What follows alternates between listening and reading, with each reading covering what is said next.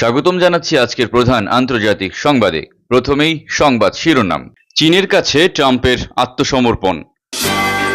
গাজায় পানি সংগ্রহ করতে গিয়ে নিহত 6 শিশু।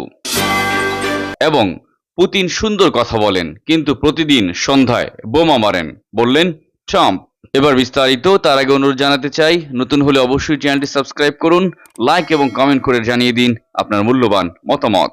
মার্কিন প্রেসিডেন্ট ডোনাল্ড ট্রাম্প বছরের পর বছর চলা বাণিজ্য টানাপোড়েন ও শক্তির লড়াই শেষে চীনের কাছে অবশেষে আত্মসমর্পণ করেছেন। এছাড়া চীনের উপর আরোপিত কঠোর নিষেধাজ্ঞাগুলো ধাপে ধাপে তুলে নেওয়ার প্রক্রিয়া শুরু করেছে যুক্তরাষ্ট্র। শুরুতেই চিপ ডিজাইন সফটওয়্যার ও ইথেন রপ্তানিতে শিথিলতা আনা হয়েছে। এই পদক্ষেপ দুই দেশের মধ্যে উত্তেজনা কমিয়ে বাণিজ্য সম্পর্ক পুনরুদ্ধারের পথ সুগম করতে পারে। বাণিজ্যে নতুন করে তৈরি হতে পারে শান্তির পরিবেশ। গাজায় পানি সংগ্রহ করতে গিয়ে নিহত হলো 6 শিশু।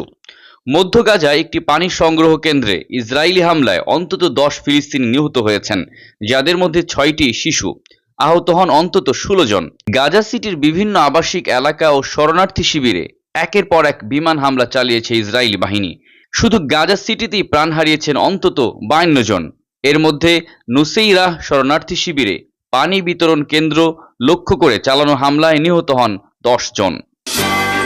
রাশিয়ার প্রেসিডেন্ট ভ্লাদিমির পুতিন সুন্দর করে কথা বলেন কিন্তু প্রতিদিন সন্ধ্যায় অন্য দেশে বোমা মারেন বলে মন্তব্য করেছেন মার্কিন প্রেসিডেন্ট ডোনাল্ড ট্রাম্প।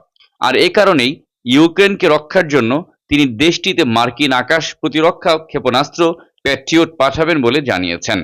ট্রাম্প ইউক্রেনে কতগুলো প্যাট্রিয়ট পাঠাবেন তা জানাননি, কিন্তু এসব ক্ষেপণাস্ত্রের মূল্য ইউরোপীয় ইউনিয়ন পরিশোধ করবে বলে জানিয়েছেন তিনি।